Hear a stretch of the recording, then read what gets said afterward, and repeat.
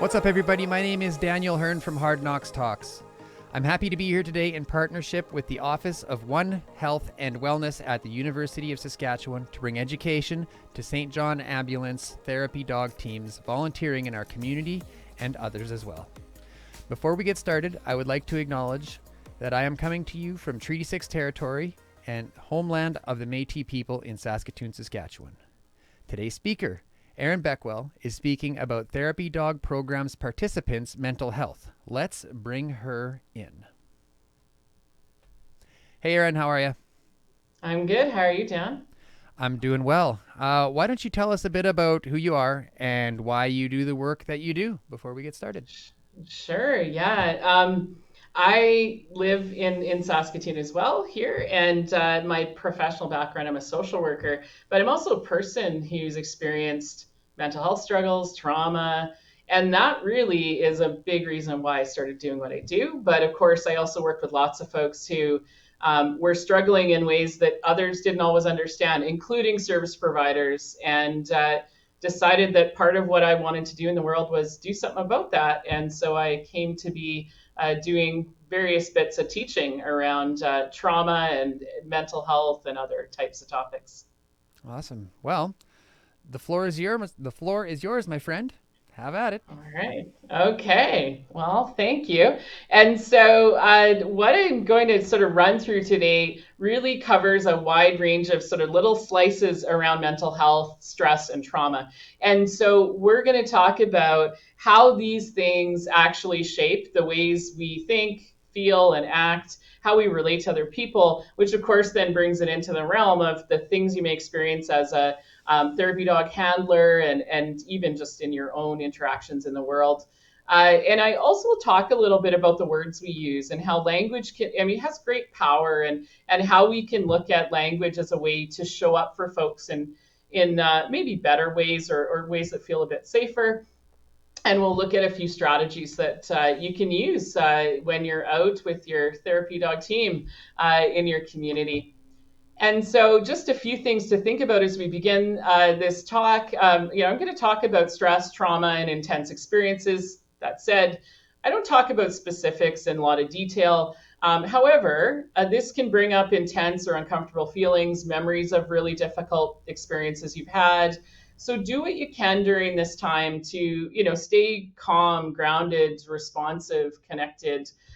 Maybe you want to just sort of do a quick scan of your body, your brain, and am I stressed right now? Am I feeling comfortable?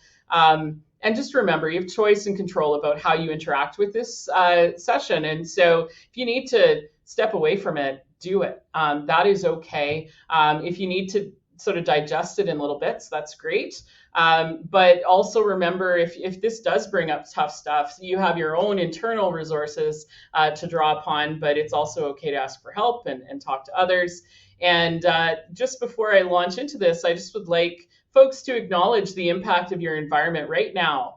Are you watching this in a coffee shop? Are you watching this in your comfy chair in the living room? Are you in an office? Those things may influence how you're feeling, but also how you cope with stress. And so this is a good teaching just for life in general. Are you in a comfortable space that feels safe to you? You'll be able to handle much more intense experiences, including sort of content, if you're in a space that feels safer. But if you're in a space that doesn't feel great, or you're not feeling comfortable to listen to this talk, those sorts of things, just remind yourself that may impact how you feel as we go through this content. And it's an important factor.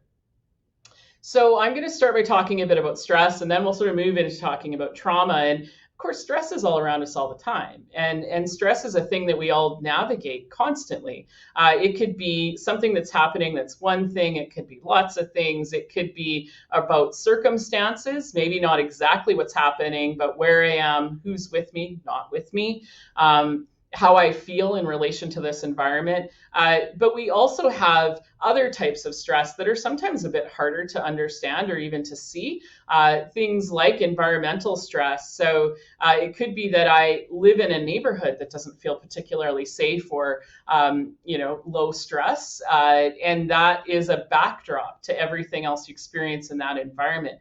It could be that broader pieces of our environment, like human suffering, suffering of other species and of our physical environment, is also part of our stress. And for some of us, that is a significant burden of stress that we're carrying all the time. Then we add in historical stress and trauma. And so, of course, in many cases, when we're talking about this, what comes to mind is the experience of Indigenous folks and the impact of colonialism on Indigenous people's language, culture, but also their mobility, their freedom, and just their sense of safety in their communities, in the world in general, but also in their own bodies. And so we have all this happening sometimes at once. And so trauma can feel really intense. It can feel less intense, which is sort of the spectrum in between.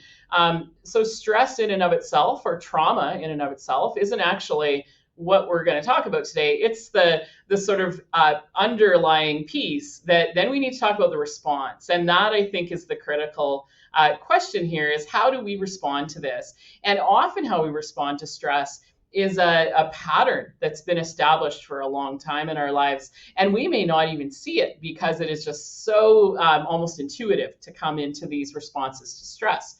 So there's something called eustress, which is actually positive stress.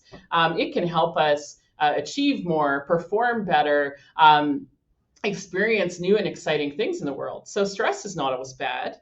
There's also distress, which of course is negative. Most of us are much more familiar with talking about things that are distressing. But then when we move sort of beyond stress, we can move into this trauma response, which can be about an immediate situation that our body and brain are responding to. It can also be delayed. We may respond long after that stressful or threatening situation has passed. And in fact, that's one of the unique things about trauma, is that there can be delayed responses, sometimes by years, where people are reacting to something that's very much not in the here and now. And then we have what's often called a complex or persistent trauma response, where it starts to sort of spread and creep out into our lives in lots of different ways. And this said, we also know we're all individuals, and we all have unique factors that shape what our responses look like, and what we feel is an accessible response or a safer response for us. And that includes our gender, our culture, how old I am now versus how old I was when something very difficult or stressful or traumatizing may have happened. I may understand things differently now, be able to cope with things differently now. But certainly when we get into more complex, layered, endearing types of trauma stories or stress experiences, that shifts the response as well. And then people's access to things like supportive or affirming witnesses. So people in your life to say, wow, that was brutal. It's amazing that you survived that. That's an affirming witness. Many of us don't have access to something like that. It is so basic, which is actually one of the reasons that therapy dog teams are so important, is that so often dogs can be that affirming witness in a way that humans have maybe not been for people, where dogs maybe don't have the words, but they have the all of the other pieces that tell us that, yeah, what happened to you is difficult and it will be okay. So I think then when we talk about stress and trauma, it's important to think about, eustress, or that positive stress. It's usually short term. It's usually, motivating or exciting. Maybe we're going to start a new job, go on a trip, extend our family in some way. They often say that things like marriage, which can be very happy and exciting, is one of the most stressful things people can experience. And it's a great example of eustress, usually, not always. Distress, though, can be short or long term. It's usually mostly negative or not so great in terms of how it affects us. So it's what brings anxiety, worry, concern, a whole bunch of unpleasant feelings. It often decreases our performance or our ability to engage and cope and relate with others. So this includes all sorts of things like pain, injury, loss, and that can be of a person, of a pet, of a job, of a house, of a sense of safety. There's all sorts of things that we can lose. Also, though, this can be about, again, that distress about the world is hurting. And I think right now in particular, we're still in the midst of a pandemic. There's violence, around the world. We see social injustice, and that can bring a level of distress that becomes this sort of fairly persistent backdrop for folks. And we don't talk about it enough. But also, anytime someone is in a situation where they have less control over their environment. So think about hospitals, schools, correctional settings, even substance use treatment settings can be very distressing, partly because there's so much beyond that person's control in their environment that it sort of elevates that stress response.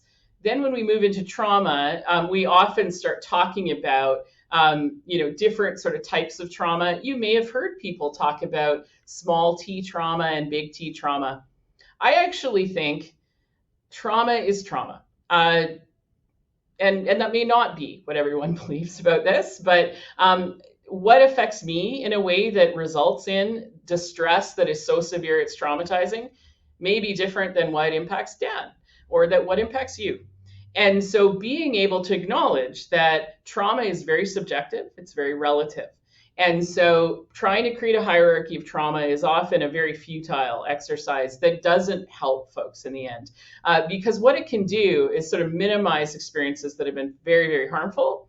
It can also keep people kind of stuck in a place where they feel like they have that big T trauma, which is often when we think about things like, abuse, neglect, significant experiences of violence, displacement. So think about refugees, perhaps. And those absolutely are very impactful. They are not always more impactful or more negative than things that are often seen as less severe examples of trauma. So as I mentioned earlier, though, the signs of trauma can show up immediately as things are happening or right after. They can show up down the road, though. And that's often when we talk about a trauma response, it's a response to things that are not what's happening in the here and now. Our brain and our nervous system are actually responding in a sort of precautionary stance based off of what has happened in the past. And so that can become a bit challenging for folks to work with because they may react to things that aren't happening. And others may not understand. They may not understand that that's why they act that way. And often we see folks have these types of responses. And that may be in their body, their mind, their emotions, their relationships, their spirituality, all of it. And it can and often does impact us in situations far, far removed from that original trauma, if we can even name what it is, all the way across the lifespan. And so that can be really challenging because it results in the sense of feeling unsafe. It could be in very specific situations, but in some cases, that actually sense of unsafety becomes quite generalized, where it may be all interactions with new people feel unsafe.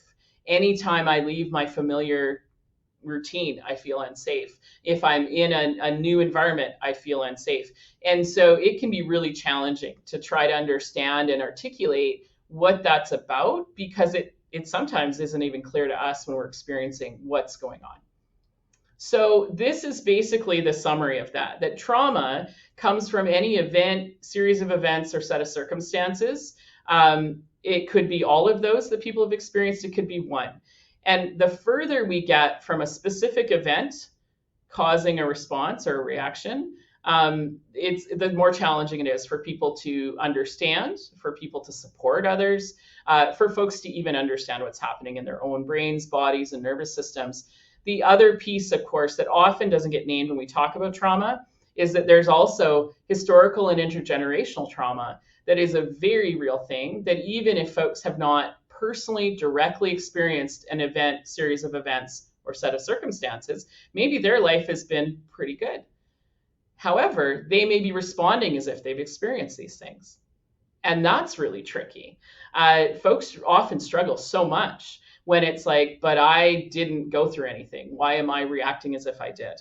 And that's one of those interesting, fascinating, complex pieces around how trauma can, in many ways, be transmitted through generations.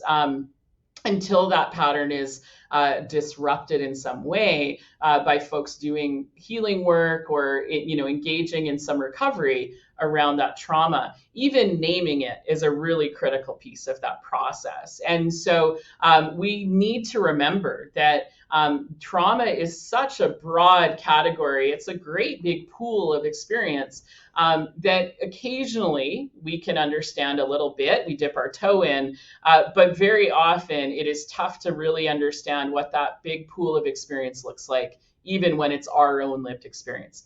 And that in and of itself isn't what trauma is. That's the experience piece, which, what's happening. And then our brain and nervous system does some interpretation of that. And it filters our experience through what we've experienced in the past, how our interactions that are similar have gone, whether we've experienced harm, and all sorts of other little layers that we filter experience through. And this is happening without our conscious thinking about it. Our nervous system just jumps to do it as a means of protecting us. So if we've had trauma in the past, we're more likely to have trauma again because our nervous system tells our brain, yeah, this has happened before and it didn't go well. So we're going to head it off at the pass and make sure it doesn't happen again. And we're far more likely to start assessing our world as unsafe and reading threat in the world when we've already had that experience, which makes sense, I think, to most of us, right? That we're going to be cautious. But the challenging piece of it is the caution is often not something we're consciously aware of or even in control of. Our brain and nervous system is like, no, we don't even have time for you to think about whether you need to be cautious. We're just going to make you cautious.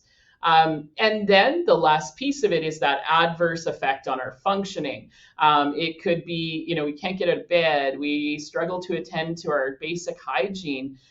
Maybe we're really struggling to parent or be a good partner. And that leads us into those sort of social and relational well-being pieces. Of course, that's a part of everything for humans. We're wired for connection, generally speaking, and trauma really messes with that wiring pretty directly. And so it messes up our ability to show up in relationships in ways that we feel comfortable and safe. It may mean we can't be in relationships much at all. However, when we're going out into the world, we often have to. It may not be deep, lasting, meaningful relationship, but we have to interact with other people, which is, again, where therapy dog teams, I think, can be such a useful piece to help bridge those social and relational gaps and reduce the sense of threat for folks. So it can help really reduce those negative effects in particular situations. The other thing I just want to say about this is, of course, you can see this could impact you negatively in almost any part of life. In some people, it shows up in very specific ways. We often see folks who have physical pain, for example, and when we rule out all of the reasons that pain could be there, and we're left with nothing, often people are told, well, it's all in your head. It's psychosomatic. It's maybe attention seeking, maybe drug seeking. That comes up a fair bit too. And really being able to realize that for many people with trauma, that pain is their body's attempt at signaling something is not okay. It doesn't mean we have illness, injury, some cause that can be measured by our traditional medical model where we do blood tests and scans and surgery. It may look like you were perfectly healthy, but then to be told you're fine. And to have folks head down that road that really does stigmatize people where it's, you're attention seeking, drug seeking, it's all in your head, refer you to psychiatry kind of response doesn't fully reflect an understanding that for many people, if we've ruled out all the logical reasons that these things are happening, whether it's mental health stuff, memory stuff, pain stuff, relational stuff, we should be saying, could that be trauma? We might not ever get the answer to that question, but it's a really important question to ask. So this is sort of my shorthand, and it's not mine, I didn't come up with it, but it's the one I use. In other words, so trauma is an experience that overwhelms our capacity to cope. Too much, too fast, too soon. And so what is too much for me right now might be very different than what's too much for me in 3 hours. When I'm at the end of my day, I'm tired, maybe been sitting too long, I'm going to have a reduced coping capacity because my body's exhausted, my brain's maybe used up pretty much. Maybe I've had some stressful news or a difficult conversation that has further impacted my coping capacity. So what is really important when it comes to stress, trauma, mental health is coping. And that is often the most accessible thing that we can do, is look at how do we cope when things get stressful. And many of us have tried and true methods of coping with stress.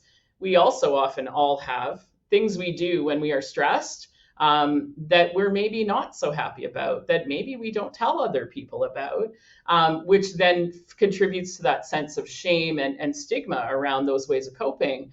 But what is so, so crucial is to acknowledge the value of those things, even when they have a less positive side. They often have a big upside in terms of helping us cope. So anything that comes at us in a way that overwhelms our coping capacity can trigger that trauma response, which opens it up to almost anything being a potential cause of trauma.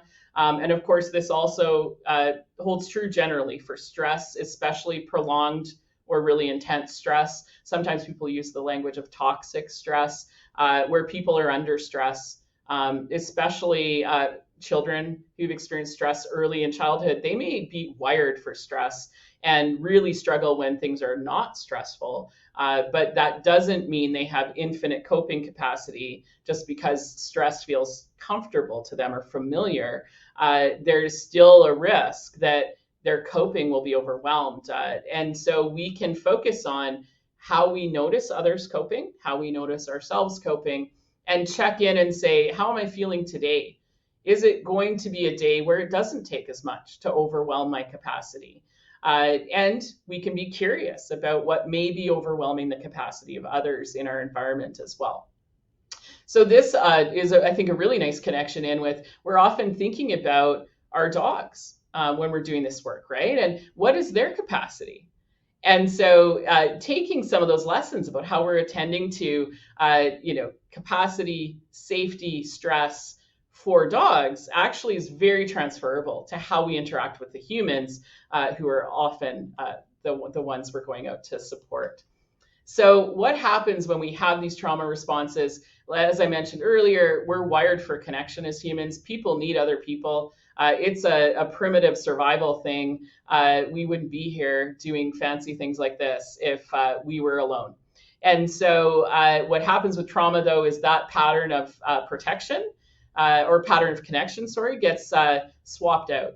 And so rather than going through the world in a way that allows us or seeks out even connection with others, we go into protection mode, safety first mode, which of course is a survival instinct. If we're not safe, we can't connect. So what happens when people are in environments where that trauma gets stirred up and triggered, they often go into patterns of protection just to stay safe. And again, not something people may have an awareness they're doing, may not have conscious control over doing that. This is often a nervous system response that is triggered without our awareness, unless we've done some work to be able to identify that. And that requires intention and often some support to do that. So this is what this can look like when we get into those trauma responses or those patterns of protection. Many of us have heard of fight and flight, right? We also have two others that are less frequently talked about. Freeze response, I think quite a few of you will probably be familiar with that. And then a fawn response, which is sort of the newer one at the table here. And it's a really interesting one. So fight and flight, that's usually our first instinctive response when we feel a sense of threat or unsafety. Our nervous system will be like, what is the best way to seek safety right now? And if power and control is a viable option, we'll go into a fight response. And that doesn't always literally mean fighting, right? It may not be a clear, obvious expression of violence or anger, even. For some, it actually manifests as a very fierce sense of justice, a really strong desire to address things that people see as unfair or wrong. And that may mean people maybe are seen as difficult to work with or otherwise problematic, disruptive, challenging, maybe not always associated with a fight response. So, of course, that strong sense of justice also has a great side to it. We need people to get fired up when things aren't fair, when people are done wrong by, right? When the world just isn't just. We need some people to say, stop it, it's not okay. So that fight response can actually be really quite functional and helpful. It's when it becomes something that the person isn't in control of. And that means it can get big fast without the person's sort of conscious awareness of it. And it can escalate into rage, anger, suspicion, and even physical threat. The other thing that happens when we go in these patterns of protection, our brain prioritizes our brainstem functioning, our survival brain functioning. Some people call this the primitive or the lizard brain. This is the first part of the brain to develop when we're growing as little tiny embryos, and it's the part that makes sure our heart keeps beating and our lungs work, and we survive. The front of our brain, the frontal lobe there, that's where our executive functioning lives. So that's where we think about our options. We weigh out decisions. We are aware of consequences of our actions, where we actually can control impulses and maybe make better, more informed decisions. What we know, though, is when people are in that trauma response, they can't access the frontal lobe. The brain goes, no, right now it is about survival first. So we are prioritizing all the energy, all the concentration of everything happening in your brain, sucks straight down into that brainstem and says, no, we need to use all our resources for survival. So we're essentially cutting off access to the frontal lobe, which means cutting off access to the parts of us that say, whoa, slow down. Don't react right now. That's not going to serve you. Or maybe don't scream at this service provider because that's not going to go well, or they don't deserve that, right? We lose that ability to have insight, logic, reason. And so very often when people are in this state of fight, our response is to go at them with logic. I need you to calm down. Well, often if they could calm down, they would have. They probably wouldn't have escalated in the first place. So being able to think about that, even as we notice how others around us respond to that sort of going big, that fight. And that's often how I notice it's starting in folks, is people will start to take up big space. They'll go big. And that may be with their body. They may stand up out of a chair or pull their shoulders back, arms by the side, look big. And that is what our brains are telling us, are giving us the best shot of survival, right? Look bigger than the enemy, right? Intimidate them. That's what's going to keep you alive.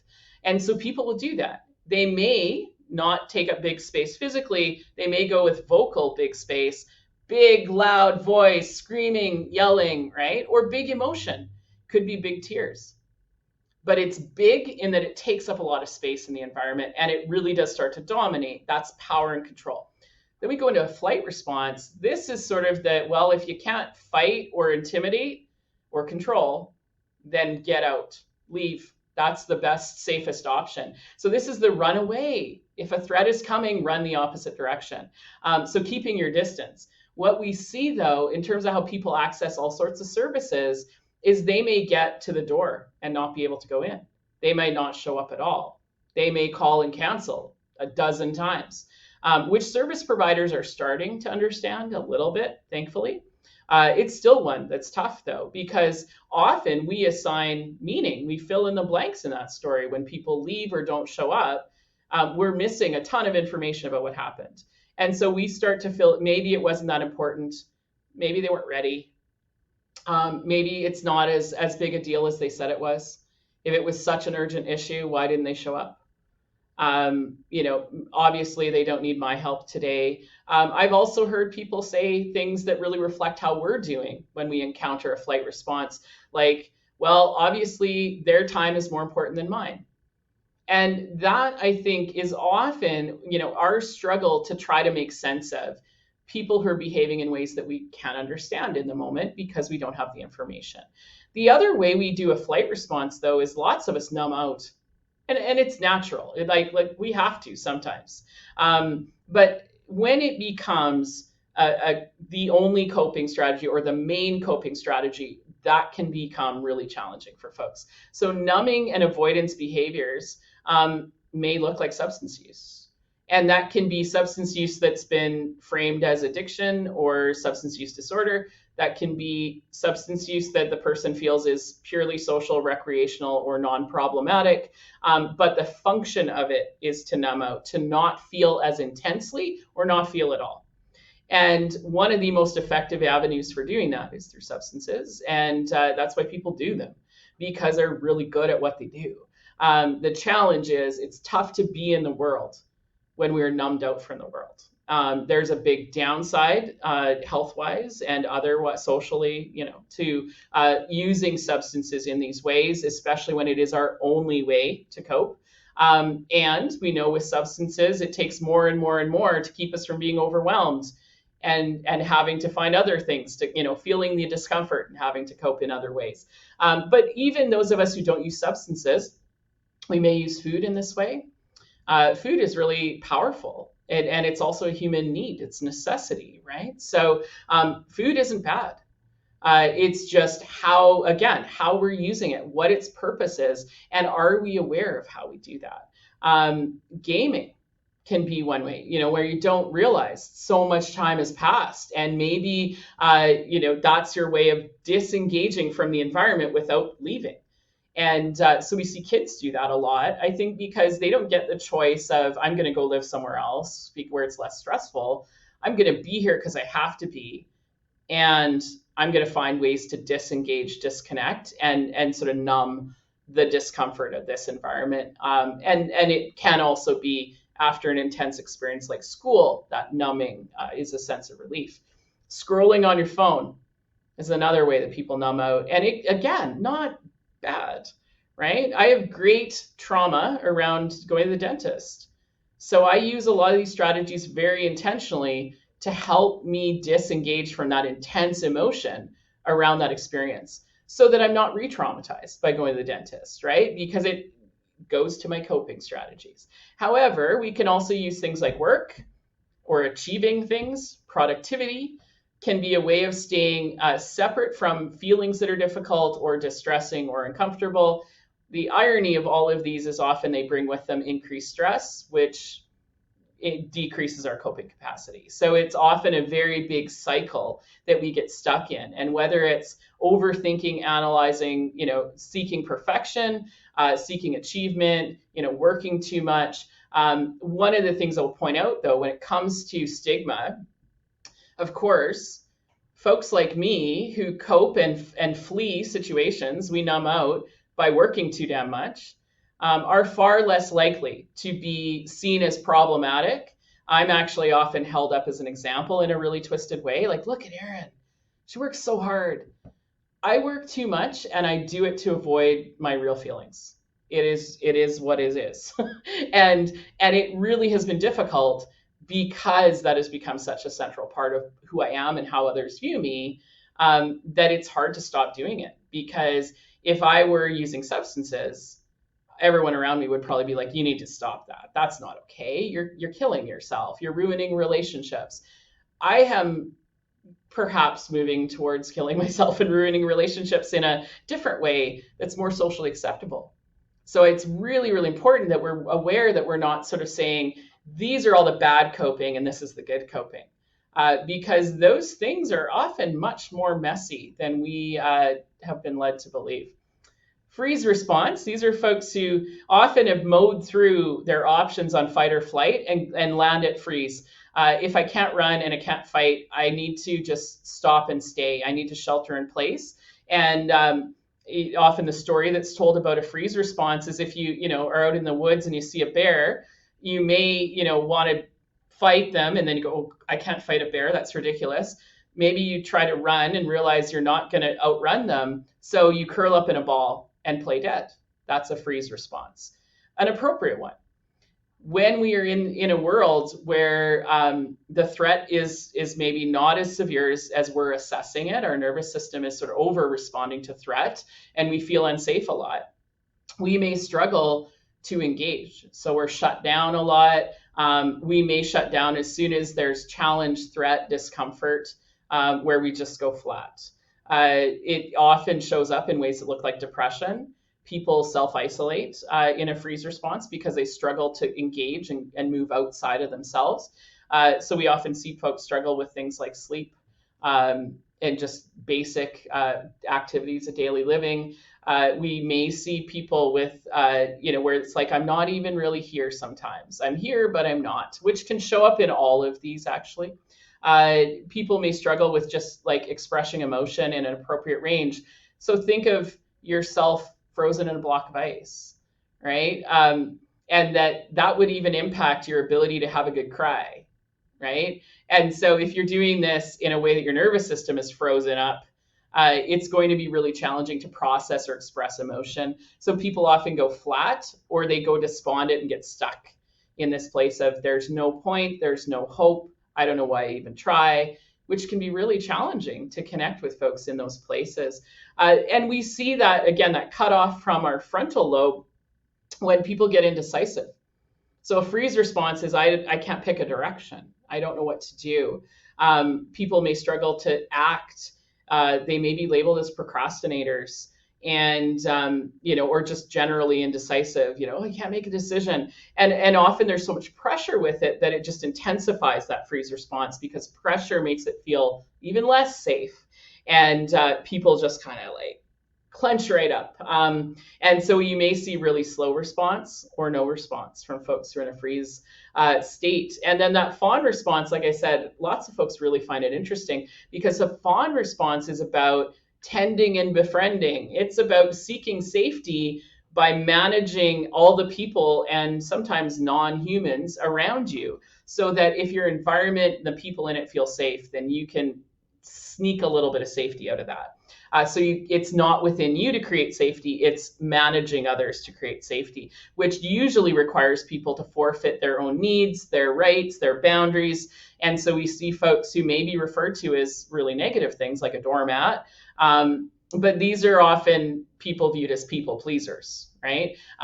Just keep everybody around me happy. I don't like conflict. If people say, well, what do you want, Erin? I might not even be able to come up with anything. I don't know. What do you want? Whatever's good with you is good with me. And that doesn't mean in those moments where we say those things, we're in a fawn response. It's when we get sort of in that in a way that we can't control it and we aren't able to logically or reasonably navigate our way through often, that's when we're in a fawn response. And for some people, these are persistent patterns that just keep showing up and that in certain environments, maybe their family or, at work, that's how they cope. Maybe it's caregiving. But again, caregiving isn't a bad thing. It's a great thing, but to our own detriment, not cool. So an example, I worked with a woman many years ago who was living in low-income housing. So she didn't have money. She really was struggling herself, yet she knew everyone in her little complex. And she was kind of like a maternal figure to lots of the folks in her building. And she would actually give money to people to pay their rent or cover their groceries or their bus pass. And that often meant she was in rent arrears and she was at risk of losing her housing almost all the time, which was a constant source of stress for her. And she knew it. And yet she persisted in caregiving to her own detriment, which was, the closest sort of a classic example of fawn response I could find. So these folks are often really considerate of others' needs, but almost deferential, right? Where it's only about others' needs. We don't have any needs to consider in this. So these folks are more likely to be going small, right? They want to shrink, almost disappear, not inconvenience anybody, not be the center of attention. So they may really struggle if they are, nominated for an award or pointed out, singled out in any way. It may feel horribly, not just awkward, but really, really discomforting and really, really stressful. And so that can actually amplify people's tendency towards focusing on others. So what happens then sometimes is that these patterns of protection, the way people show up, we go into systems like the healthcare system, a school, a correctional facility, any of these places that people end up sort of interacting with people, they may encounter ways of being, ways of delivering service, just relationships that have an echo or a mirror from their past. And so an example would be if somebody had an experience that was very difficult where they weren't allowed to have full control over what they wore, right? They had a partner who said, no, you're not going out of this house wearing those clothes, put something else on. And they maybe have left that relationship, but they go to the hospital and they're told, you need to wear this gown in this way and leave your clothes over there in order to have this procedure done. That is a very separate and distinct situation, but that may be felt like a similar experience, right? I don't have control. I don't get a choice. Somebody's telling me what to do, whether I want to do it or not. And there's power involved, right? I need this procedure. You're in charge of how that's going to happen. I need to follow your guidance or your direction, or it's not going to get done. So I am beholden to this person. And that's sort of that mirror. It's not intentional, but it can cause harm. So what can happen for folks volunteering in and around these systems and service delivery settings, including therapy dog handlers, is you may be lumped in as part of the system. So you may not be seen as separate and apart from the healthcare system. You may be seen as somebody who's part of that. And that may mean you get folks reacting as if you're part of the controlling them, as if you're one of the people directing them and not giving them choices. And that doesn't mean you've done anything wrong. It's actually a pretty predictable response to being put in a situation where people don't have power and control. It's just important to be aware that it might happen. Someone may give you a blast or a look or, not see that you're not part of this. You're separate, but with it. And the other beautiful thing, though, about working with therapy dogs and going into these environments is often there is a sense that you're separate and apart from while within that system. And there is an awareness of that that I think can be really helpful sometimes as well. So what do we do? How do you connect with folks who've experienced all this stuff and may have ways of showing up that can be quite challenging or confusing or just distressing? So I think the biggest pieces are realize that stress and trauma are all around us. It's just so common. And it's common in us and our fellow therapy dog teams. It's common in service providers, and it's common in people who access services in almost any setting. And it's just in our communities. That doesn't mean we're all surrounded by people who are walking around acutely traumatized. Most of us do pretty well in most situations. It's in these stressful encounters where we may see those patterns of protection show up more prominently. And those happen to be the situations where therapy dog teams are often involved, right? So think about immunization clinics, visiting in jail, going to long-term care, right? These are situations where people may be quite stressed just by being there. And so just acknowledge it could be trauma in almost any interaction. And so being able to watch for responses that you don't have the ability to say, well, logically, I know that's why they're acting this way. Anytime we're not sure why, or we're left asking, like, what is it going on with this person, is an opportunity to say, well, could it be trauma? And again, might not get the answer to that question, but it's an important question to ask, and it can shift our response just in the reflection on that question. So then we need to respond in ways that focus on safety, choice, and control. And that, if nothing else, is what I hope you take away from this talk. Safety, choice, and control are the building blocks of every relationship. And when people have trauma or are in high stress situations, that is what they often need in order to get through. It might not be a great experience, but they can get through. And you can help them along with your dog in getting to that place of feeling safer. And then try not to re-traumatize yourself and others by taking this understanding and integrate it into all your interactions, right? Personal, professional, volunteer, and so on. So, a few practice pointers. Language matters, words are powerful, and it's not just the words we say out loud. The words we say in our head when we're trying to explain or rationalize situations or make sense of what's happening around us can be very powerful as well. So, try to avoid judgmental or stigmatizing language, which is probably well known for most, right? But that also extends then into try not to give false hope. It'll all be fine. Time heals all wounds. And many of us have experienced situations where we've been very stressed or had a really intense experience. And those things can actually escalate behavior because they don't reflect where the person's at right now. They're about, well, someday later you won't be like this and it'll be better. Which when people are in that moment, they can't see a time when they will not be like they are right now. So they need us to meet them there and be able to help walk them through what they need to go through. So the other thing we may lean towards doing, and often this comes from our own discomfort or our own experiences that we haven't maybe worked through totally yet, is we may be inclined to minimize somebody's response. You have so much going for you. What do you have to be so sad about? If the person is sad, they're sad, right? And we may see that they have a lot of positives or there's lots of opportunity in life. If they can't see it in that moment, telling them that may not help, especially when we don't have a long-standing relationship to kind of base that on. So a few things to try. Reframing is a big one, right? Instead of maybe saying what's wrong with this person, which usually is an inside thought, right?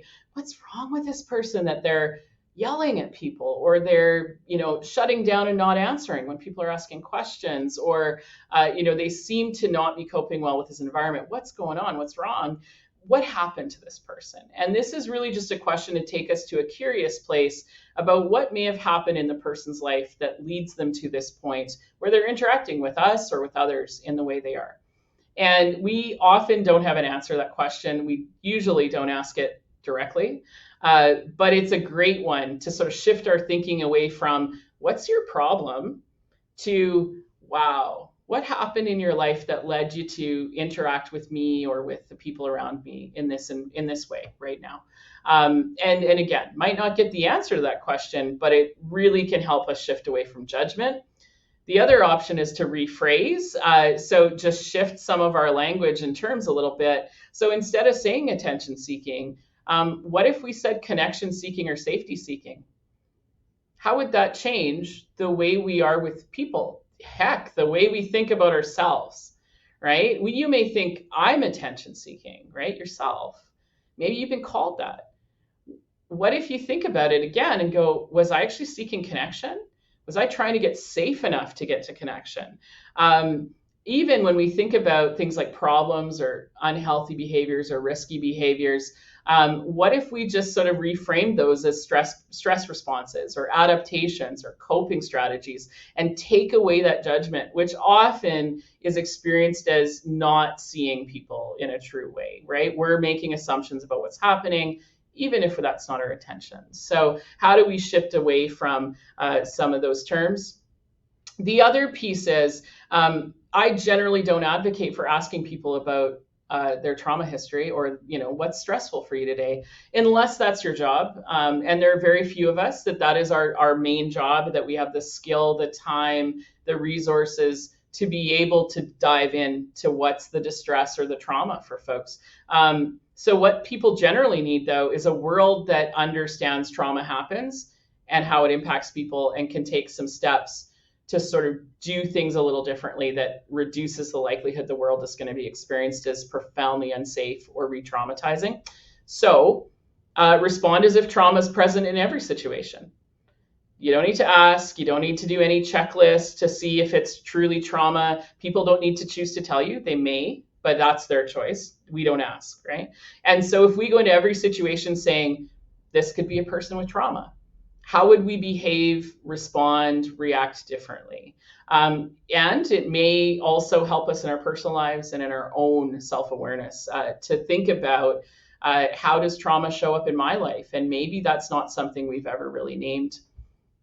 The other thing, and I think this is just sort of really good connection with that, is that trauma is not just out there in the clients or the participants or folks we're supporting or that our dogs are supporting. Trauma is everywhere. It's in here too. And I often talk about this in classrooms and in workplaces where I'm training helpers. It's often the language we use, helpers. We often need as much help as anyone else. And so acknowledging that trauma is not rare or extraordinary, it is around us all the time, which means handlers have trauma stories, service providers have trauma stories, the helpers hurt too. And that impacts the way we interact with people. That may be one of the motivations we have for doing what we do, which is amazing.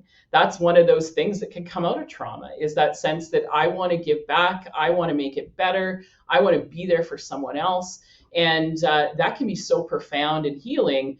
And we can still be impacted by our trauma when we're in all sorts of environments. And so remembering that trauma can help us be more attuned, better connection with people because we have that personal experience. We've been there in our own way. And it can also mean we can get triggered and our trauma stuff can get stirred up sometimes when we don't even remotely have a sense that's possible. And we're going to have to contend with that sometimes in the middle of working with someone. How do you handle it? And are there things you can do to get a sense of what my triggers are? How can I see them coming? How do I respond and get back to that calm, centered, responsive state? And that really is the magic of helping, is having a nervous system that's maybe not super stable and settled right now. That's trauma right there, is the nervous system is all either shut down, activated a lot, all over the map. That's trauma. So what can be so healing for folks, or at least help create a sense of safety, is that ability to come alongside with a calm, centered, responsive state. So a nervous system that's just nice and chill. And it'll help people regulate just by being around you.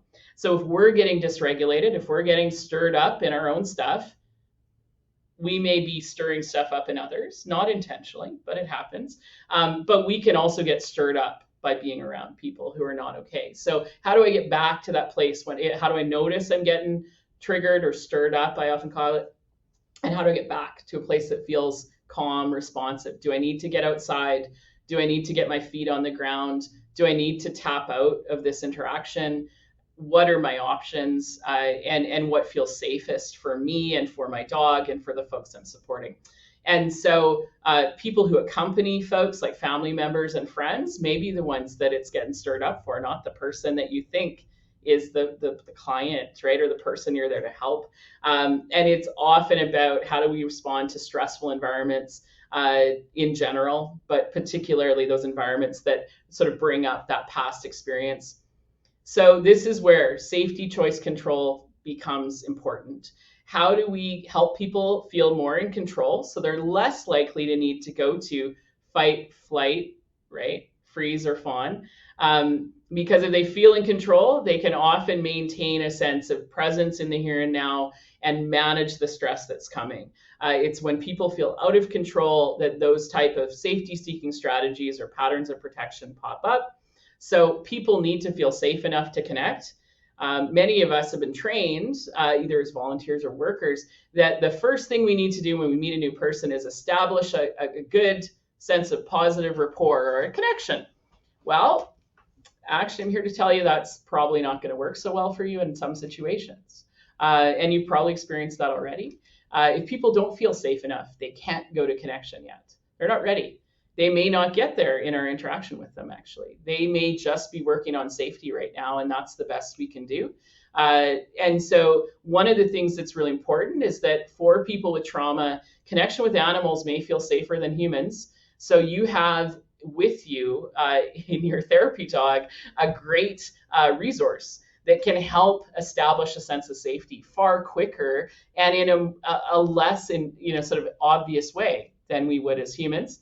But we can also foster safety through predictability, consistency, and transparency. And so this might look like just being able to try to keep that calm, responsive state, that's part of consistency, right? People can start to maybe trust a little bit that we're not going to blow up on them or we're not going to turn on them in some way. And we may think, why would anyone think that? People have experienced harm where that may literally be what happened to them. So they're bracing for it again. So, how do we signal to people that I'm not going to do that? That I can be a safe person for you to be around right now. It may be acknowledging the limitations of what we can do. Yes, it would be great if you could lay down and curl up with the dog. That'd be awesome. And we're in a healthcare clinic where I wouldn't probably lay on the floor. That's maybe a bad call. Or for occupational health and safety, we can't do these things, and just being transparent about it rather than trying to pretend it's all okay or that diverting the conversation to something else, because that often sends off alarm bells for people that this is not safe. What is going on that you're not telling me about? What's really the reason things happen? And that can then be generalized to a sense of distrust and unsafety of all people in an environment. So that transparency can be critical. And then often the way we move towards safety is through choice giving.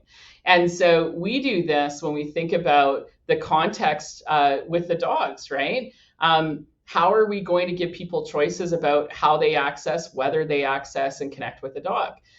So we are, as handlers, you're always thinking about choices. It's just acknowledging the power of those little tiny choices.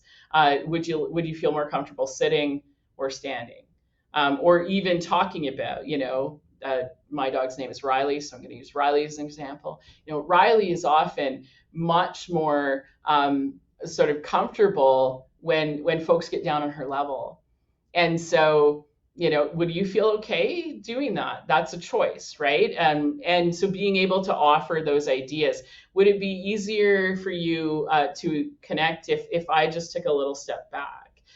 Those types of questions that invite choice are really important, because when people feel a sense that they get what may be small but meaningful choices to control their environment, control their sense of safety, often it really does help establish an initial sense of trust, at least. So we can't always offer what people need, what would be ideal. We rarely are working in those ideal settings. So then the question becomes, how do we talk about the opportunities, the places we can offer choice and we can be transparent, but also how do we acknowledge the obstacles? And so that's when we really have to rely on transparency and say, yeah, it would be amazing if we could do that, that, whatever that is. And we aren't able to do that here. What I can offer you, though, is this. At the end of the day, this is the deal. Meet people where you're at, and you're people. So meet yourself where you're at, too. Don't expect that you need to know everything about trauma, that you will become an expert in that. Maybe you already are. But it's okay to just know what you know. And it's okay for people to show up the way they do, even if they're showing up in ways that aren't always comfortable for us or for others. Offer those choices whenever you can. Remember, this is a lifelong journey and we're all learning. There isn't really an end when you've figured it out. I teach this stuff and I'm still figuring it out. And remember, you and your therapy dog are enough just as you are, and that you are doing powerful, amazing work just by showing up with your therapy dog. So that's sort of the end of my little chant. What is one piece of advice that you would give to a new therapy dog handler starting to visit in the community? Oh, that's a great question. I think the biggest thing would be uh, like offer those choices whenever you can, and acknowledge for yourself when you're already doing it. So many of us are already doing these things. This isn't new, but just sort of acknowledge that choice, even tiny choice, is really powerful for people, and that can be a great balancer in a relationship. And it's something most of us have to give, even when we don't acknowledge that it's there. So that's my go-to always, is where can I give you a choice, and how might that help you feel a little safer with me? Okay, well, that's all I got for you. So thanks for your time. Okay, Yeah, take care. cool. Yeah. And that's all I got for me, too. So thanks for being here, everybody. And we'll see you again.